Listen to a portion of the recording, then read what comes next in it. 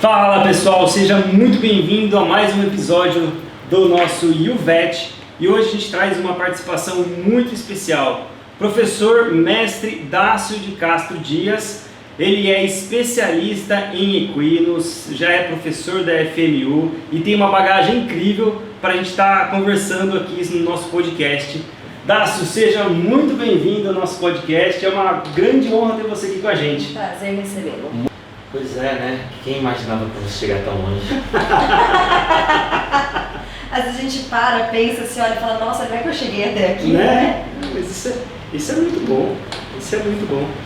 Dácio, o nosso canal, ele visa sempre inspirar pessoas, trazer histórias de vida, trazer experiências, tanto as experiências positivas, sobretudo as experiências negativas, aquilo que faz a gente sempre aprender mais e construir uma personalidade pessoal e profissional em cima de erros e acertos.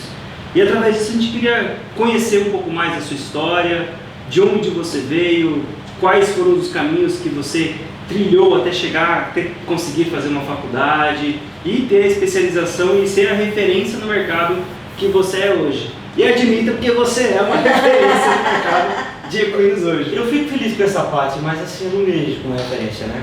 E a história é engraçada, né? Porque você imagine que eu escutava assim da minha mãe: é tão lindo ter um filho médico. Meu pai falava: faz direito para trabalhar comigo. Meu tio avô falava: eu queria você na AMAN. Ou seja, ele era militar, né? E eu, por ser um cara que de certa forma tinha uma inclinação política muito forte, algumas pessoas apostavam que eu fosse fazer talvez história, ciências políticas, relações internacionais, disciplina que na época nem existia. E eu tenho um único irmão, e ele tem um amigo de infância, que o pai teoricamente ia fazer medicina veterinária no Recife na época, mas em função da distância, né, acabou não fazendo. E tanto esse amigo quanto o meu irmão sempre tiveram a ideia fixa de fazer veterinária. E eu creio que de alguma maneira isso me contagiou.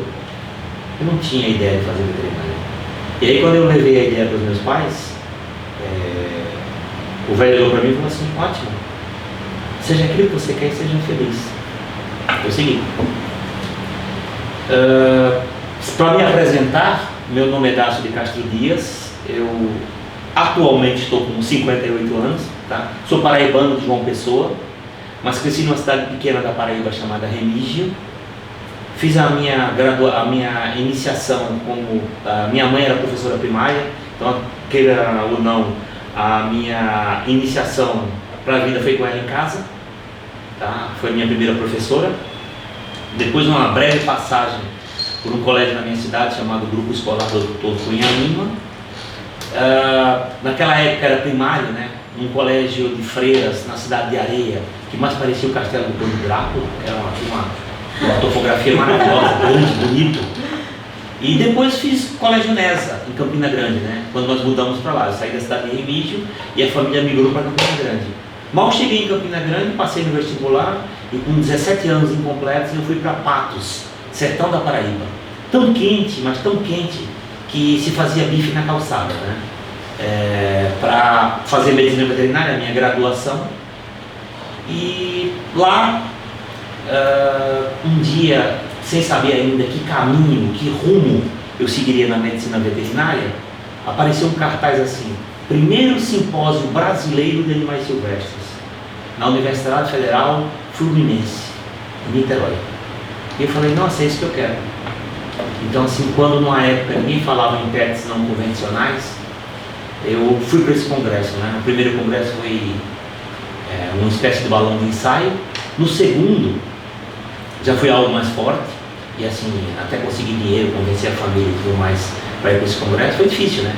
Meus pais eram funcionários públicos. E fui. Daí, inclusive, tem uma passagem interessante, porque se um dia vocês pegarem o documento que solicita a inclusão da disciplina Animais Silvestres no curso de Medicina Veterinária, talvez a 5ª assinatura seja a minha. Interessante, né?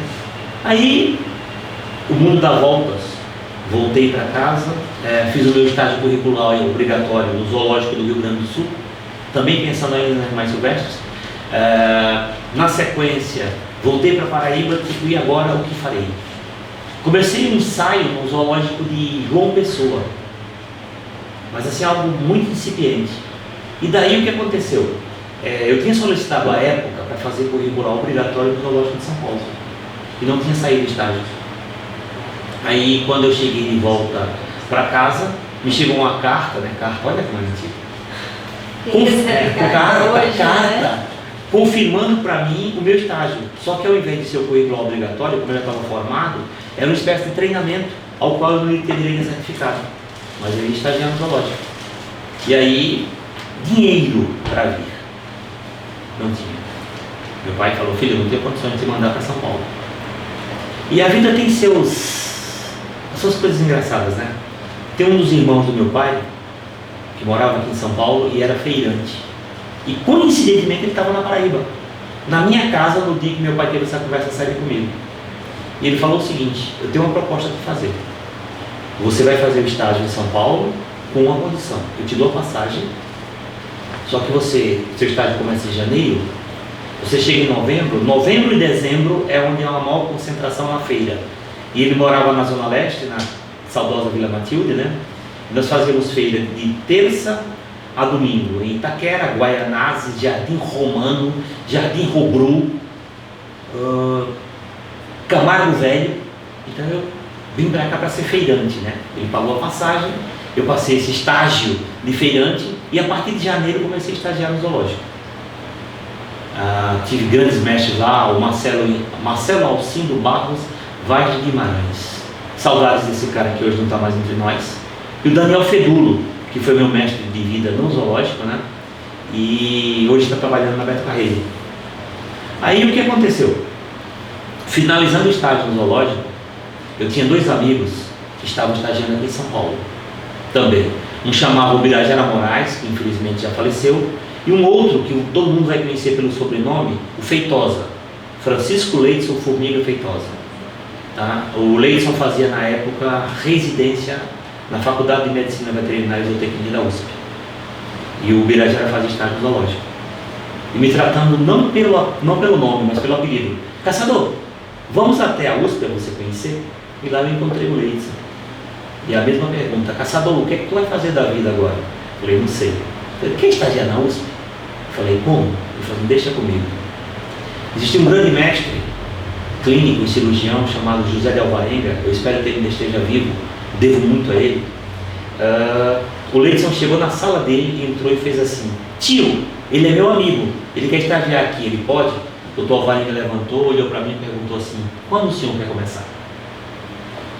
E na segunda-feira seguinte eu estava estagiando na USP, com pequenos, verdade seja dita.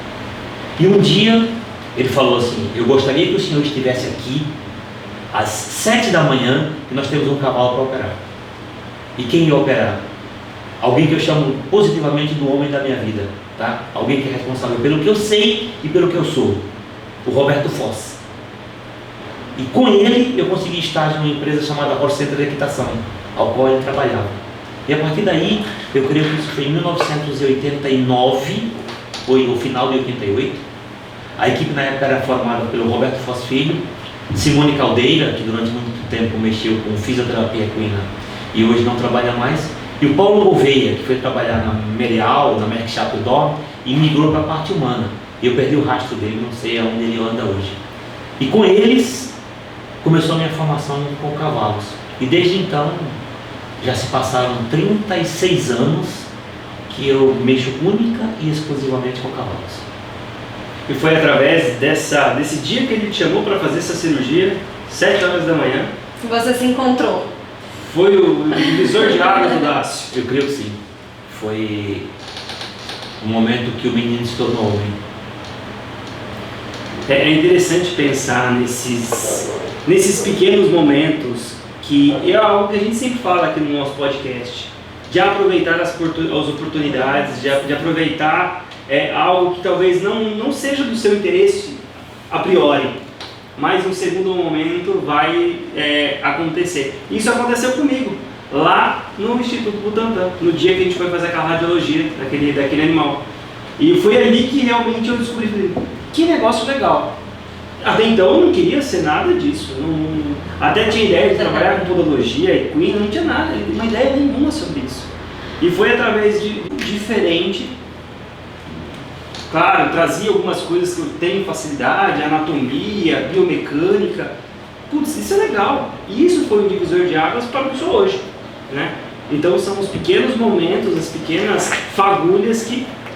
É que nem eu comecei com grandes, né? Meus estágios tudo era em grandes, eu ficava no hospital de grandes da faculdade, era cavalo pra cima, cavalo pra baixo, e eu acompanhando cirurgia de equino, e aí tinha cavalo internado no hospital da FMU, eu ficava lá no hospital da FMU com os cavalos, e até hoje eu não posso ver cavalo. Eu tenho um negócio com cavalo, que eu falo que meu sonho é um dia ter um cavalo. Porque eu acho os animais incríveis, não tem como você apaixonar. Eu entrei também no processo seletivo de estágio curricular lá no Instituto. Instituto, né? Na verdade Era Fundação Instituto. Tem duas vertentes, tá? A Fundação Butantan, ela é a parte financeira, tá? E o Instituto Butantan é a questão de pesquisa. Então a Fazenda São Joaquim, ela pertence ao complexo, né? Só que para você entrar para fazer estágio, a solicitação era pela Fundação Butantan. Foi burocrático. Exato, tinha processo seletivo na época. E tinha que haver um convênio firmado entre a tua faculdade, no caso a FMU, e a fundação ou o instituto, né? Que é toda uma papelada. Foi burocrático. E aí eu lembro nas primeiras semanas, não sei se você recorda, eu falei, Dácio, eu tenho medo de cavalo. Eu falei, eu tenho medo de cavalo. Vai ser o único. Eu tenho medo de cavalo. Eu gosto, mas eu tenho medo. Não sei. Fique tranquilo. Aí ele me levou lá naquelas vaias que lá no fundo, vamos colocar o cabresto. E ficamos lá colocando o cabresto para a gente perder o medo, saber manusear o animal para entrar e sair da baia. Porque eu tinha medo, né? Nunca imaginei, doutor Tiago, medo de cavalo. Mas depois, com o passar do tempo, a gente foi assim, entendendo, porque isso é uma coisa que eu vejo muito nos alunos hoje, e é algo que eu tinha no passado. É um desejo, é uma vontade, mas a gente sabe que o mercado de equino é um mercado à parte. O pessoal fala que é um mercado de nicho fechado. Como que você, estando todo esse tempo dentro da área, enxerga essas possibilidades? Isso é verdadeiro? Isso daí é coisa que colocaram na nossa cabeça? Ou quando falam que se quer trabalhar com grandes, vai ter que ir pro interior, tem que ir lá pro meio do mato, né? Tem que ir lá longe. Como é esse ingressar no mercado de equinos hoje? Bom, por parte, vamos desmistificar algumas coisas, tá? É óbvio que se você quer mexer com bovinos, tá? Num centro muito urbano como São Paulo, se torna difícil, tá? Isso é a primeira coisa que você tem que pensar. Agora, realmente, o meio equino, o meio equestre, ele tem realmente as suas nuances, tá? Então, hoje em dia, por exemplo, pouca gente talvez queira se dedicar a fazer o que eu fiz. Trabalhar, entre aspas, tá? No bom sentido, na marginalidade. Ou não estou falando marginal no sentido bandido da palavra, mas na periferia do hipismo, tá? A palavra talvez seja essa. Porque hoje em dia os glamours que se vê são sempre aplicáveis às grandes hípicas. Então qual seria o caminho mais fácil para você adentrar nesse meio? Primeiro, conhecer pessoas nessas hípicas. Existe uma série de equipes veterinárias atuantes hoje. Então na maioria das vezes, talvez, por exemplo, em época de provas equestres, imaginemos um exemplo bem simples. Há provas como uma que recentemente teve em Orlândia, que normalmente, ou está rolando ainda, reunia 2, 3 mil cavalos. Então as equipes veterinárias sempre precisavam de estagiários, seja eles para a parte burocrática, como inspeção de exames de anemia infecciosa, confecção de GTA de retorno, ou mesmo para atendimento. Então, por mais que o cara queira, às vezes o volume de animais que possam ter problemas, ou os animais que eles atendem, concentram todos no mesmo lugar. Então você tem 20 animais que a equipe X atende, que sozinho 2 ou 3 não dariam conta. Então, por exemplo, tem alguns estagiários. Essa é a primeira porta de entrada. Estagiar em grandes hípicas. E a partir daí, o que é que eu tenho visto muitas vezes? Tá? Algumas equipes, em função da toda a fama, do glamour e da competência clínica, principalmente, que elas sempre tiveram, elas tinham uma quantidade muito grande de clientes. Acontece que muitas vezes, por mais que você pense, o indivíduo não pode ser, como a gente brinca no popular, ator, modelo e manequim, ser tudo ao mesmo tempo. Então havia muitas vezes uma cisão. Então, dos 40 cavalos que a equipe X atendia, como ele não dava conta dos 40, alguns membros daquela equipe que um dia trabalharam acabavam ficando com alguns cavalos. Então havia uma subdivisão disso aí e praticamente todo mundo conseguia. Ou então, em determinados momentos, você estagiava com uma determinada equipe, conquistava a confiança de algumas pessoas, nos teus momentos que não estava com a equipe, ter clientes especiais, e você criar o seu próprio nicho, seu próprio grupo. Então assim, é difícil? Quando você muda para o interior, você tem que imaginar que é uma outra possibilidade. Muitos aras e a volta total para a reprodução. Onde alguns aras necessitam de uma pessoa full time, tá? Que seja clínico, que seja neonatologista, que mexa com um pouco de cirurgias emergenciais a campo e principalmente com reprodução. Então, dependendo de onde você esteja, são características distintas. E a terceira dela, que é algo que eu estava conversando com o Thiago antes de começarmos esse podcast, temos, por exemplo, hoje a especialização. Então, eu conheço colegas, por exemplo, que têm buscado caminhos onde pouca gente ainda navega. Terapias complementares, acupuntura, moxa, fisioterapia como um todo, quiropraxia. Existem os cursos, mas ainda há uma quantidade pequena de colegas voltados para isso. Odontologia, também há uma quantidade pequena de colegas que se voltou para isso. Cirurgia, mas cirurgia é um caso um pouco mais à parte, porque é comum do ser humano não confiar no cirurgião que ele nunca viu operar. Então assim, é algo um pouquinho mais difícil, tá? A clínica não, tá? E eu vejo uma outra coisa que aqui vai algo bem pessoal, tá?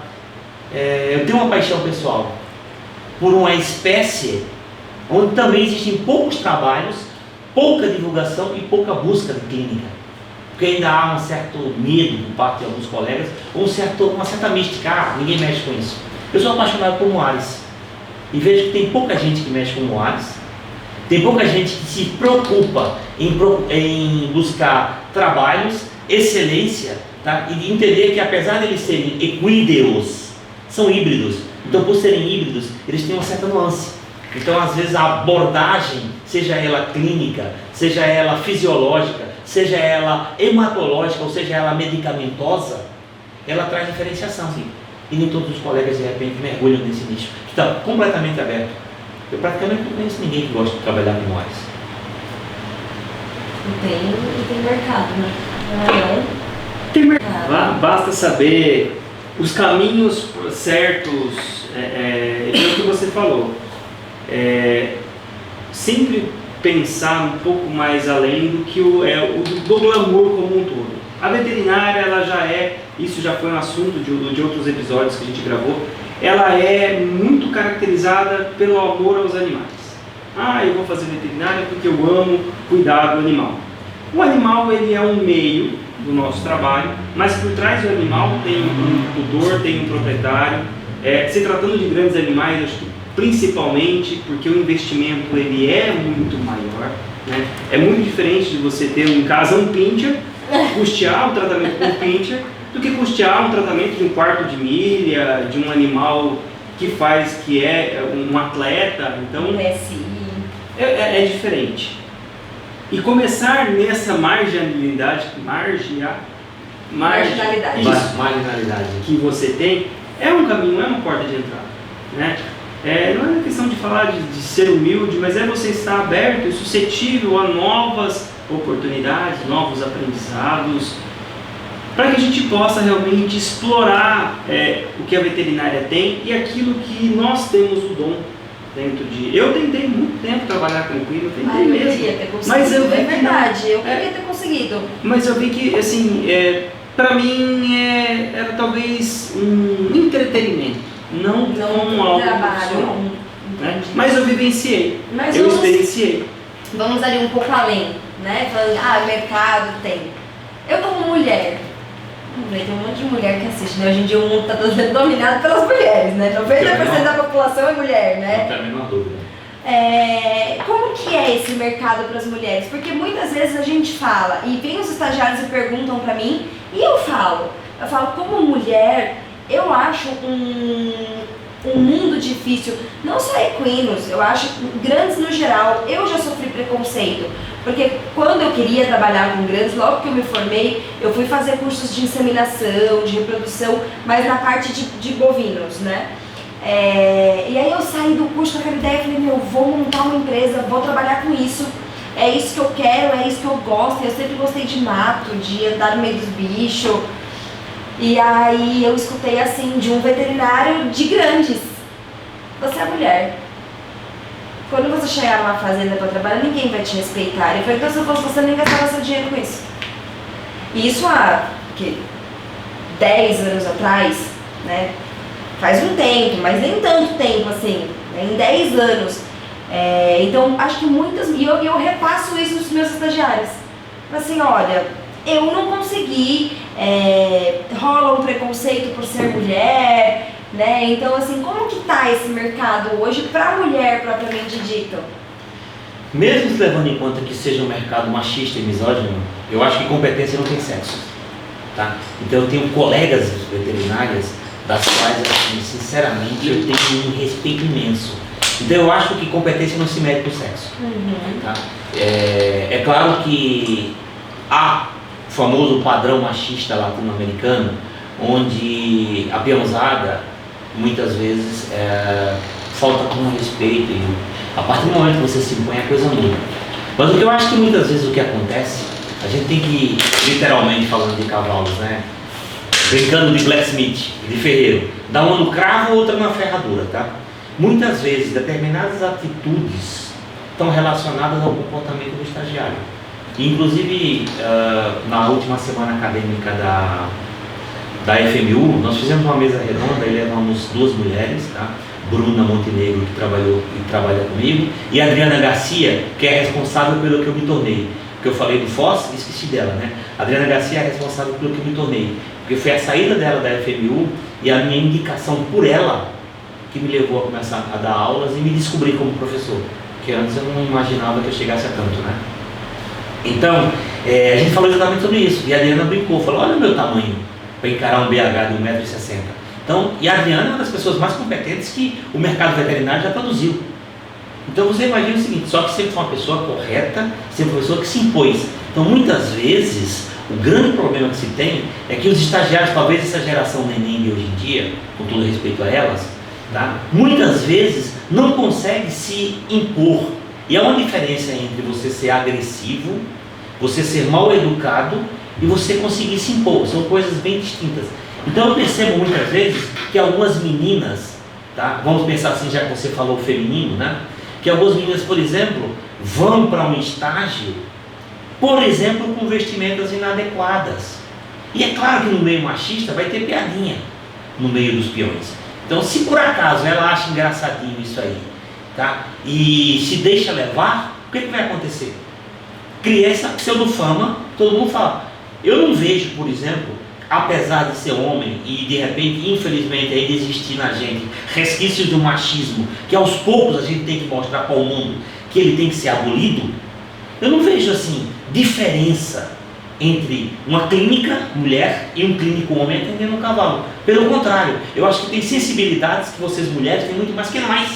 E olha, eu aplaudo de pé e respeito isso aí. Então, é um mercado misógino? É um mercado machista? É.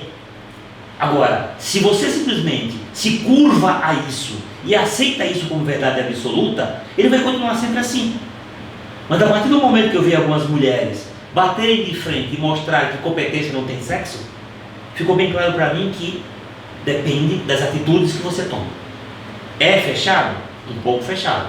Mas puxa vida, se você verificar na proporção da população feminina em detrimento da masculina, eu vejo isso numa sala de aula, de cada 50, 47 são mulheres. E grandes personalidades, seja do meio equestre, seja do meio de clínica de pequenos, são mulheres. Grandes personalidades são mulheres hoje em dia.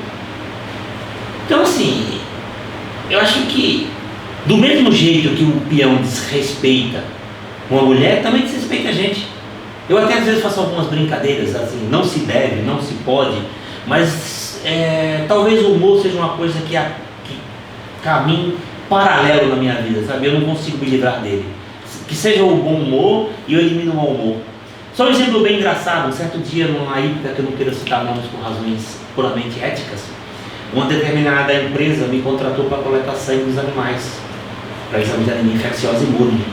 E aí quando um senhor, já com uma certa idade, estava segurando um cavalo, eu olhei para ele e falei assim, os enfermeiros da hípica me conheciam, tá? E a veterinária que era responsável também me conhecia, eu olhei para ele e falei assim, tio, faz um favor para mim, segura firme esse cavalo, porque eu tenho medo, e é a primeira vez que eu tenho sangue desses bichos. A cara que ele fez foi um negócio absurdo, assim, tipo, eu vou confiar meu cavalo para esse cara? Aí eu cheguei, abordei o cavalo, coletei o sangue, entreguei tudo pronto. Ele olhou para mim e falou assim, você não tem cara de quem tem medo de cavalo não, você não tem cara de quem é a primeira vez que faz isso não, né? Aí os enfermeiros começaram a dar risada e falaram assim, não, ele tem pelo menos 35 anos de estrada com cavalo. Aí o tio falou assim, não faz isso comigo, entendeu? Então de certa forma é isso. Então é claro que independente do tempo de estrada, tá, ou da maneira que você aborde, passei para o cara em segurança. Mas na hora que ele me viu como abordava o cavalo, ele falou assim, pô, não estou lidando com um juvenil, tá? Alguém que já conhece o que está fazendo. Então muitas vezes isso. E quando o Thiago falou do medo dos cavalos, eu sempre brinco tá? Eu entrego um cabresto na mão do estagiário e falo, você sabe para que serve isso? Que a primeira coisa que você tem que fazer na maioria das vezes é abordar o animal e saber como contê-lo. E é óbvio que se um animal é completamente louco, eu não posso pôr a vida deles em risco. Pelo contrário, aprender a abordar, aprender a se comportar, seja ética e moralmente e clinicamente diante do animal. A outra coisa que às vezes atrapalha, independente do sexo, é não saber fazer a pergunta, ou fazer a pergunta tipo comparativa, tá? Ou muitas vezes te faltar com respeito, ou fazer perguntas na hora que o proprietário está conversando. Então assim, é importante para alguém que quer entrar nesse meio, também entender o quando, o como e o porquê. Tá, tem coisas bobas que eu sempre comento com meus estagiários, que há situações que a gente comenta de volta no carro. Naquele momento não é o momento de perguntar. Tem alguns proprietários que se sentem constrangidos quando você faz uma pergunta. Segunda, a exposição dos casos clínicos em redes sociais. A grande maioria dos meus clientes não estão nem aí com esse tipo de coisa. Mas tem muita gente que não gosta. Está expondo o meu ambiente, está expondo os meus animais. E as pessoas não percebem isso. Terceiro, fazer selfie numa hora que você está atendendo o animal. Não é aquele momento, tá? Eu sempre prezo, tem duas coisas que eu sempre falo. A questão da pergunta inteligente. Dácio, o doutor Tiago, quando foi abordar um cavalo, usou o medicamento X. Por que você usou Y? É a mesma coisa? Tem a mesma função? Diferente de, mas o Tiago usa X e o Dácio usa Y. Por quê? Então assim, às vezes essa empáfia, tá? A segunda que eu brinco muito com eles é o seguinte: entregar uma seringa e uma agulha na tua mão. Fala assim, medica tal cavalo. Se você se dirigir ao cavalo com aquilo na mão e nem olhar para mim, você nunca mais volta para estagiar comigo. Porque tem três perguntinhas básicas. O que é isso, para que serve e qual a via? Justo! E agora eu faço o quê, né? E agora eu faço o quê? Então esse treinamento é importante, entendeu? Então às vezes a gente prepara pessoas para a vida. E essas pequenas coisas, elas têm lá na frente elas têm um significado muito grande. Então o que eu vejo? Eu não gostaria de ser um cara exagerado, porque às vezes a impressão que dá é que você quer se autovalorizar. Eu já passei dessa fase, entendeu? Isso não existe para mim, existe sim. Eu me sinto bem no que eu faço, tá? E hoje eu creio que já deve ter passado pelas minhas mãos em torno de 2.000 estagiários. E aí, quer dizer, não dá para balizar os caminhos de todos eles, mas de alguma maneira você se prepará-los para enfrentar a vida, exatamente isso. Saber como se comportar diante de uma atitude machista, tá? Saber se comportar diante de uma situação de emergência, porque eu sempre falo que de 10 pessoas tem que ter uma calma. Essa calma de repente tem que ser você, que é o clínico. Você não pode se contaminar, por exemplo, pelo choro da criança, porque o cavalo dele está morrendo. Você não pode se contaminar pelo desespero financeiro do proprietário. Teu foco tem que ser o animal. Mesmo que você se envolva emocionalmente com esse animal, às vezes tem animais que você o acompanhou por uma existência. e sabe que a vida tem início, meio e fim. Então, às vezes, no final da vida desse bicho, na decisão difícil de tomar uma atitude do tipo eutanásia, você fala, puxa, mas eu atendi esse animal desde que ele tinha 6 meses de vida, ele está com 22 anos, vou ter que eutanasiá-lo. Que seja você que o animal confia. Então, assim, a preparação para a vida requer isso. Entender que você vai ser vítima de cantadinhas, tá, muitas vezes, que você vai ser culpada de erros que não são seus, tá? Que você vai ser, dependendo de como você se vista, a peãozada vai virar o pescoço e vai olhar. Então tem uma série de coisas que são comportamentais, e se você de repente se impõe, você ganha uma coisa simples, chamada respeito. Então, para mim, esse negócio de sexo, ser homem, ser mulher, inclusive uma outra coisa que ninguém tocou aqui, os homossexuais, tá? Que muitas vezes também são muito mais discriminados do que os homens, do que as mulheres, tá? E se eles conseguem se impor, bravo, não interessa o sexo que você é, não interessa o que você é, depois que você tira o jaleco e vai para sua casa. Mas no momento que você está dentro de uma clínica, ou dentro de uma hípica, ou de um aras, tá? Você é um profissional que merece respeito. A tua vida pessoal pertence a você. Tua vida profissional pertence aos animais. Então, mostra a competência no atendimento a eles, que até aqueles que são extremamente preconceituosos vão tirar o chapéu e vão te aplaudir de pé. É isso que eu penso.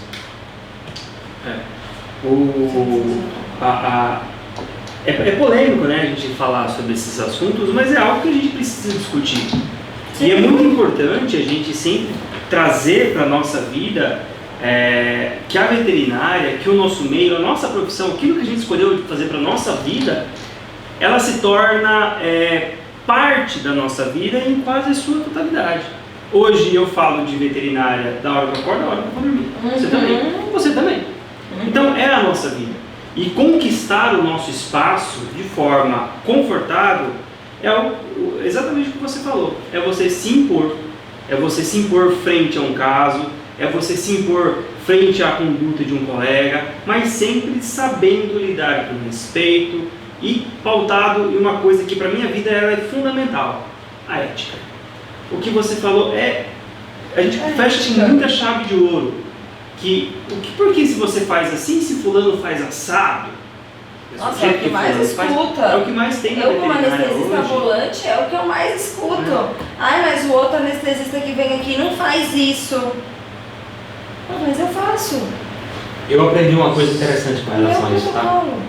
Que é o seguinte, no momento X, Dácio, por que você está fazendo tal medicação? Porque nesse momento ele apresenta isso. Ah, mas o Thiago veio aqui e fez Y.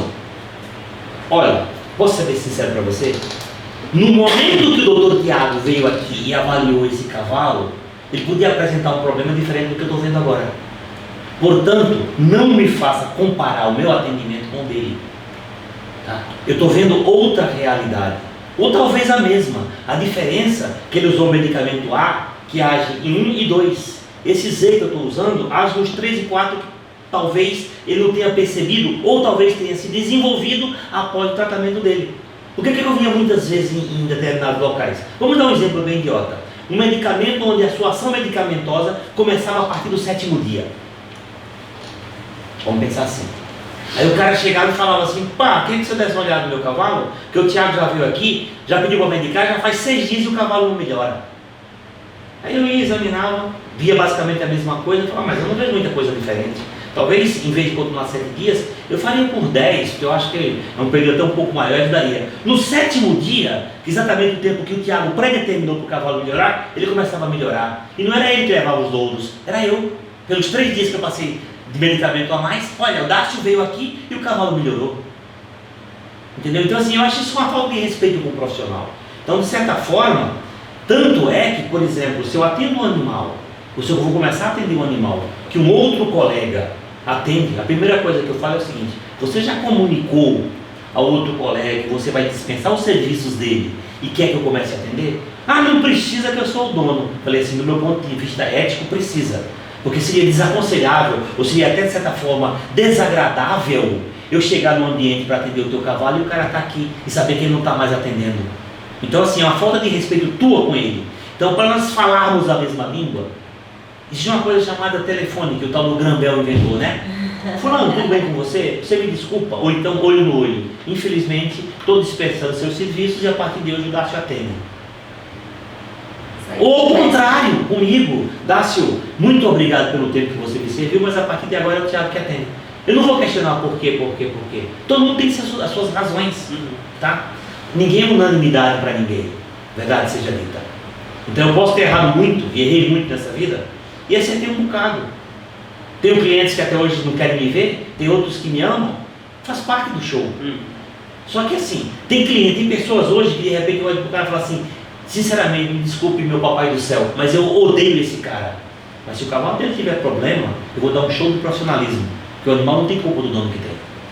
O problema criado foi pessoal, entre eu e você. Seu cavalo não tem que pagar por isso. E eu sou humano como qualquer um.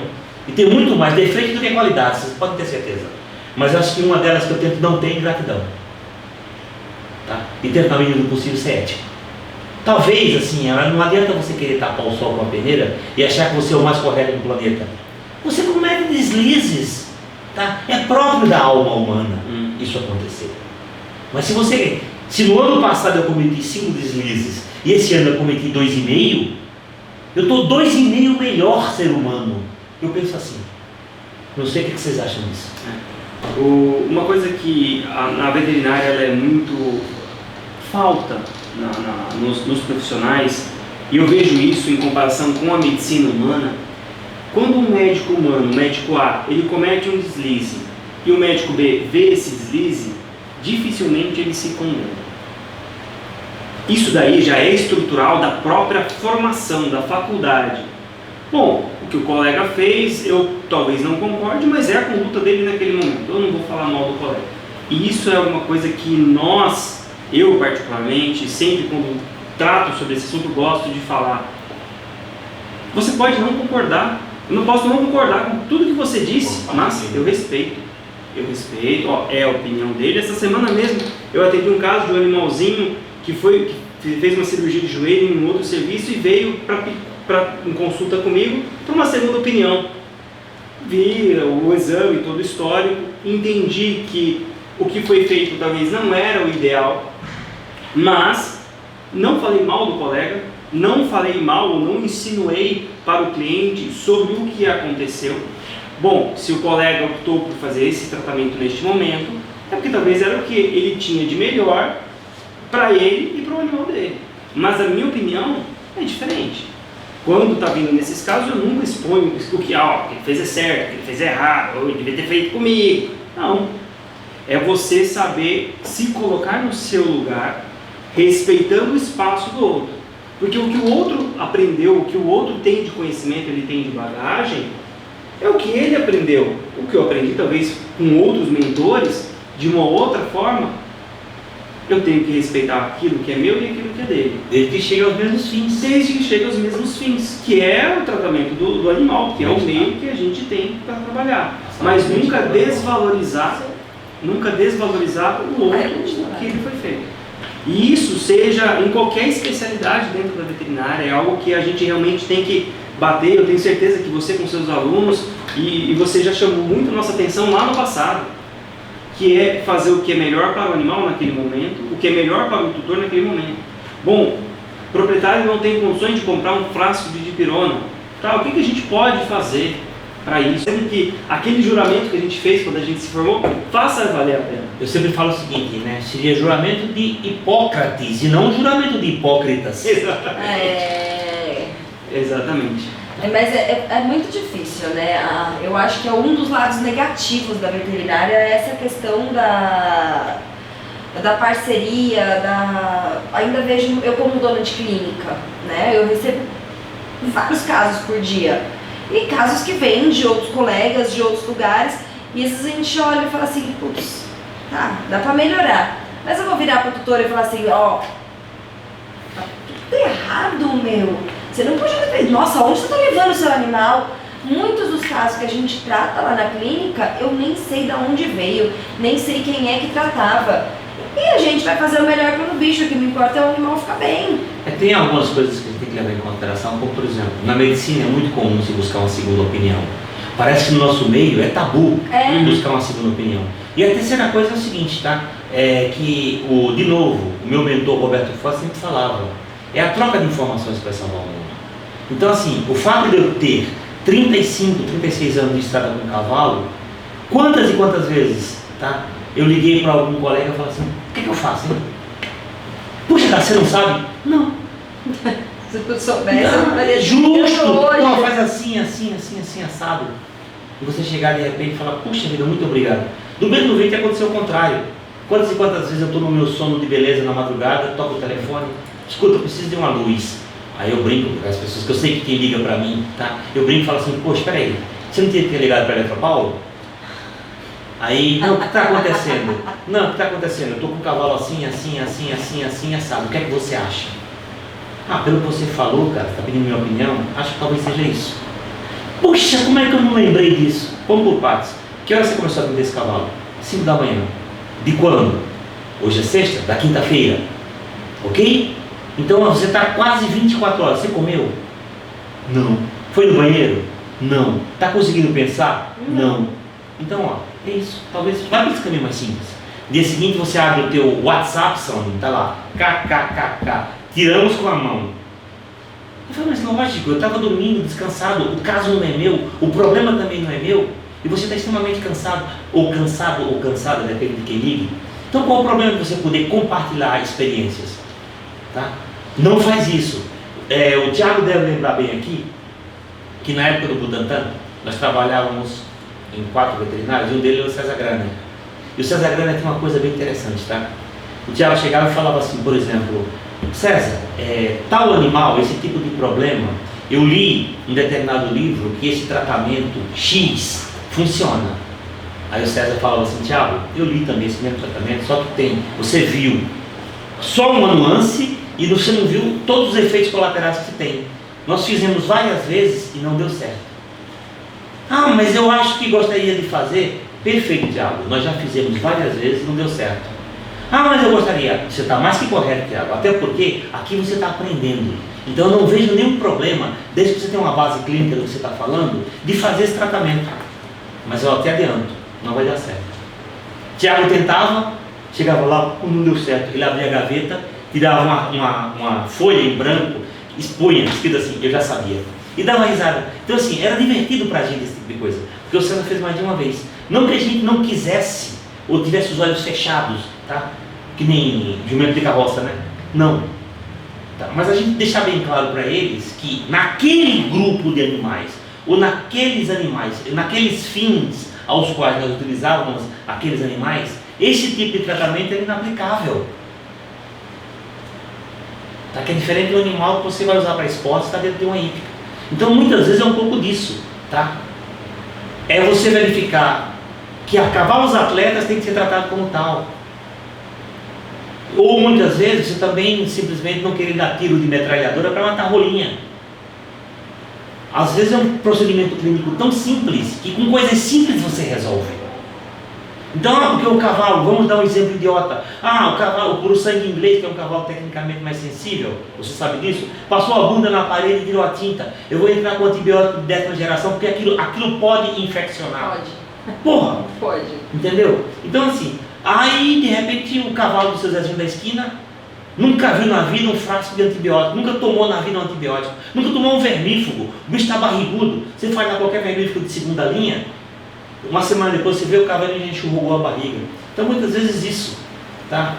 O excesso, outra falha da nossa profissão, interpretar papel e não interpretar o animal. Por que chama exame complementar? Alguém tem ideia? Porque complementa um diagnóstico. Ele justo, aí você chega e fala assim, ela pode ter suas falhas, nem sempre ela pode ser soberana, tá? Alguns colegas já levantaram isso aí. Mas pelo menos a visão clínica, ela te dá uma certa segurança maior. Então você chega ao seguinte, o exame complementar, ele vai te dizer ou não aquilo que você está suspeitando. Tá? Mas não, lê papel. Se eu colocar, se o Thiago sabe disso, os cavalos da época do Butantan, quando nós trabalhávamos lá, e ainda hoje eu creio que seja assim, em função da inoculação dos venenos que eram feitos, eles viviam sempre em defesa, viviam sempre, se você fizesse um hemograma de todos eles iam apresentar uma leucocitose comparado com valores normais. Mas talvez a leucocitose, que nós poderíamos chamar erroneamente de fisiopatológica, beleza, se eu pegasse 10 animais de um determinado grupo, coletasse sangue dele, jogasse em cima da tua mesa e você olhasse, meu Deus, deve ser uma infecção generalizada. Aí eu, calma, são cavalos do Butantan. Ah, tá bom, o que é que eles fazem? Isso, então está explicado isso aqui. Então, antes de ler o papel, quem são esses animais? De onde eles vêm? O que está acontecendo? Tá? Não querer encaixar o exame na tua casinha. E é talvez o grande erro que meus colegas cometemos. Não trocar informações, de achar que você, aquilo, você vai guardar na cabeça e na hora que você morrer vai apodrecer junto com o teu cérebro e ninguém vai precisar saber. Eu acho que as boas e as péssimas experiências, elas têm que ser compartilhadas. Para quê? Para primeiro, parabéns para você que acertou, que continuou aquilo onde eu parei e acertou, e parabéns para você que viu o meu erro, conseguiu consertar e salvou a vida daquele bicho. Ninguém vê por esse ângulo. Eu errei, fica calado. Só não erra quem não faz. Também acho. Ontem numa cirurgia a gente estava conversando com isso com um colega.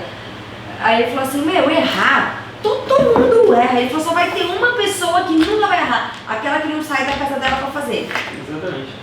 Exatamente. Agora vai de como você vai fazer para consertar o erro. Exatamente. Os meios. Né? Eu penso que a gente nunca perde em nada. A gente nunca perde em nada. A gente sempre ganha alguma coisa. Errando, você está ganhando alguma coisa. Você está ganhando experiência.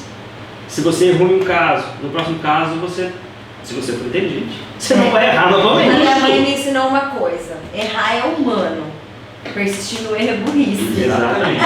Minha mãe me falou isso a vida inteira. Ela falou: todo mundo tem direito de errar, mas persistir naquilo que você sabe que está errado, aí não é humano mais. Né? Tá. Acho que é os árabes que têm um pensamento bem engraçado, né? Se você errar a primeira vez, Allah te perdoa. Se você errar a segunda vez, Allah te olha todo. Se você errar a terceira, ele te manda para 3 pontos. Acho que eu sinto falta dessa parceria, sabe? São poucas pessoas. Ontem eu liguei pro Thiago de manhã, mandei uma mensagem logo cedo. Eu falei, hoje é dia de eu pedir favor. Eu falei, eu tô pedindo favor desde a hora que eu acordei hoje. Eu falei, você é o escolhido da vez. Eu falei, preciso disso. Tô com um problema assim, assado. Eu tô com um gato que ninguém consegue fechar o diagnóstico do gato. Ninguém sabe que gato tem. Tudo bem, que gato é uma caixinha de Pandora, né? Eles abrem, ele tem um monte de coisa dentro. Eu falei, e eu preciso de você. Eu falei, me ajuda. Todo mundo aceitaria me ajudar? Não. Mas 1% aceitaria ajudar. Eu acho que a Bruna Montenegro, ela sempre fala isso às vezes quando ela está ministrando palestras, e eu concordo plenamente com ela. Sempre tem que existir na vida da gente alguém que a gente possa confiar e saber que no momento que você ligar ou chamar, falar assim, eu preciso de você, tá? Do ponto de vista técnico e clínico, essa pessoa vai falar assim, tá bom, conta comigo, o que é que você precisa? Tá? E por que eu tento ser isso às vezes para uma parcela significativa dos meus estagiários, ou ex-estagiários que hoje seguiram o seu caminho, né? Mas vão ser eternos estagiários no meu coração, né? Porque eu sou reflexo daquilo que eu recebi. E o Roberto Foz sempre me tratou assim. Ele nunca me deixou na mão. As palavras que eu mais escutava dele, te vira, negão, nada que você não consiga fazer. Mas ele sempre estava ali para me dar a mão, para me mostrar aonde eu errei, aonde eu acertei e aonde eu poderia ser melhor. Aqui quando a gente fala o te vira, a pessoa fala isso já sabendo que você é capaz de fazer. Sim. Porque jamais ele falaria isso, não, eu vou falar, mas ele não vai saber fazer. Né? Mas a pessoa está sempre ali naquela retaguarda. Porque se cair tem alguém para segurar. Perfeitamente, a gente vai ser. A gente não pode ser muleta para o resto da vida, mas a gente pode tranquilamente fazer duas coisas: amparar no momento certo e estender a mão na hora que a pessoa cair. Porque a pior coisa que existe é você ver alguém que, entre aspas, foi cria tua, cair e você falar, tipo, passar, olhar e falar, não é problema meu. Pelo contrário, sempre vai ser problema meu. Até porque, de repente, na formação daquela pessoa, tem um pouco de mim. Entendeu? Então, assim, eu quero preservar o meu lado bom. O meu lado negro eu guardo para mim mesmo. Mas o meu lado bom é naquele momento levantar e falar assim, filha, você percebeu onde você errou? Vamos tentar melhorar isso aí. Vamos tentar não errar de novo, né, Thiago? Não cometer o mesmo erro 2 vezes. Agora, ninguém coloca ética na cabeça de ninguém. Ninguém coloca inteligência na cabeça de ninguém. De novo, né? Eles falam muito, né? Eu, tipo assim, se você me perguntar do ponto de vista religioso, minha família inteira foi católica. Eu não tenho religião. Mas o nome mais sonoro que eu acho para Deus é Alá. Eu acho lindo. Eu brinco muito de falar assim que Alá, ele deu limites para a inteligência. Por isso que existem aquelas antigas provas de QI, né? Para burrice não. Então quando, sabe? Parece que... Então de certa forma é isso. Eu lido com pessoas inteligentes. Então, ó, tentemos na medida do possível cometer a menor quantidade de erros possíveis. Agora, se você quer permanecer cometendo erros porque você acha isso bonito, desculpa, não vou poder mudar. Mas pelo menos se amanhã a vida te propiciar um reveses, você não vai esquecer as palavras do Dácio. Eu te avisei. Eu acho que eu quero voltar a fazer faculdade. Recomeçar. Vou começar a faculdade lá de novo, ó, do primeiro semestre. Pode fazer veterinário 2 vezes? Existe isso na história? Acho que não. Porque aí eu vou fazer estágio com ele, entendeu? E aí eu ia trabalhar com grandes, ó. É um ponto bem interessante já para a gente começar, para a gente entrar nessa retinha final do nosso bate-papo. O Dácio, sempre vendo de fora, né? O Dácio sempre foi uma pessoa muito extrovertida, muito comunicativa, sempre teve uma necessidade de ajudar o outro. Esse outro que é um aluno, que é um estagiário que chega lá com seu jalequinho branco, passadinho, cheirando a Comfort, que nunca sequer chegou perto de um bicho. O jaleco branquinho cheirando a Comfort. Que nunca chegou perto de um bicho, né? E você pegar, amparar, porque o professor que está numa sala de aula, vamos falar assim no meio acadêmico, ele é visto como um Deus. Ele estava na frente, falando, ele é o detentor de todo o saber, mas quando esse aluno encontra um profissional de campo, um profissional que está ali atuando no dia a dia, que está fazendo realmente acontecer, que vai pegar na mão desse camarada e falar, vem cá, deixa eu te ensinar a perder o medo de chegar perto de um bicho. Isso daí é exatamente o que você falou, você tem uma grande parcela de responsabilidade sobre a formação de profissional e sobre talvez uma formação de caráter dessa pessoa. Porque não é só ensinando a ler um hemograma, não é só ensinando a colocar um cabresto, não é só ensinando a manusear, a ter um manejo com o animal, mas é ensinando essa pessoa a não ficar falando alto ou ficar esbravejando para os 4 cantos o problema do animal frente a um proprietário, frente a um tutor, frente a situações do dia a dia. Não é ficar expondo. Você tem uma parcela de responsabilidade em criar um caráter. Eu falo isso porque você foi isso para mim. Você foi esse modelo de pessoa que eu me inspirei e falei, eu quero ser igual a essa pessoa. Sim. E assim como você se inspirou em outras pessoas, eu quero ser igual a ele, eu não quero ser um profissional como ele, mas eu quero me portar como ele, eu quero falar como ele, eu quero ser aquilo que ele é para as outras pessoas. Isso é muito importante.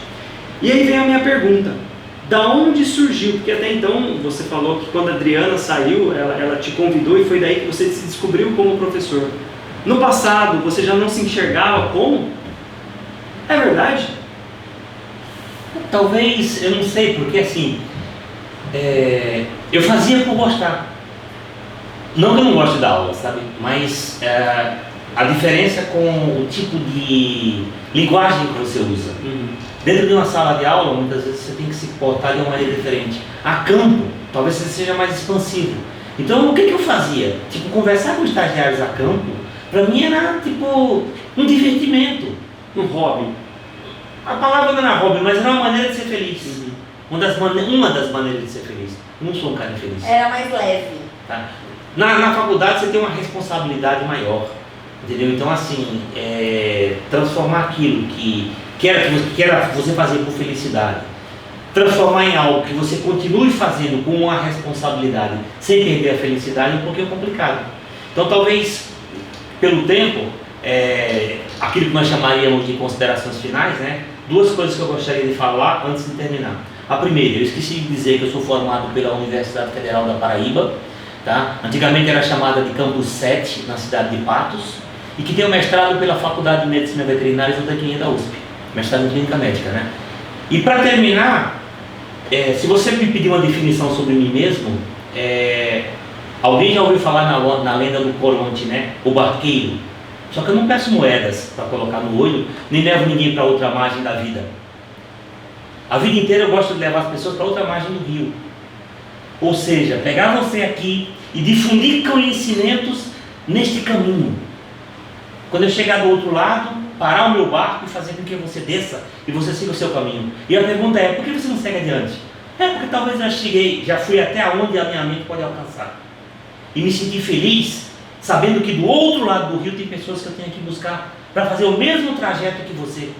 Para eu prepará-lo da mesma maneira que eu te preparei, para quando você chegar na outra margem, saber assim, puxa vida, o Dácio me ensinou como chegar na margem, o Dácio me ensinou como voar. Agora, a responsabilidade do voo, a distância que eu vou percorrer e até onde as minhas asas aguentam, é responsabilidade minha.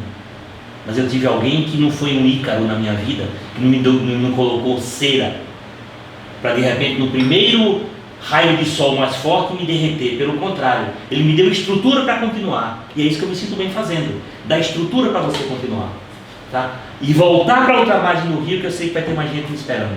Enquanto tiver mais gente me esperando nessa margem do rio, eu vou continuar sendo barqueiro, até que um dia a própria vida aposente o meu barco. Eu acho que era isso que eu tenho para falar para vocês. Muito bem, Sensacional. um episódio melhor que o outro. Cada semana uma caixinha de surpresa, Cada né? semana a gente vem... Eu termino esse episódio meio reflexiva, assim, sabe? Tipo, Refletiva? Eu fico meio... reflito naquilo que... Muito bem. Parece que cada coisa a gente vai guardando um pouquinho, né? Aí... Dácio, muito obrigado. Muito obrigada. Eu amo fazer isso. Muito obrigado por aceitar o nosso convite, por vir aqui para falar para bastante gente que vai nos assistir aí dia após dia. E a casa está sempre aberta para você. Com certeza teremos outros episódios de outros assuntos. Espero que um dia seja campo. Sim. Fora do estúdio, já imaginou que Por lindo? que não? Por que não? Aí, ó. Por que não? Você não tem mais medo de cavalo, né? Tenho mais Agora medo. a gente pode fazer Não tenho mais campo. medo. Eu Meus acho únicos super medos válido. hoje que eu tenho muito medo é boleto. Sério? Boleto eu tenho medo. Eu também tenho medo. Eu tenho medo de pincher também. De Eu pincher eu tenho medo. Isso aí. tenho medo, muito mais medo de dois manos numa moto numa quebrada.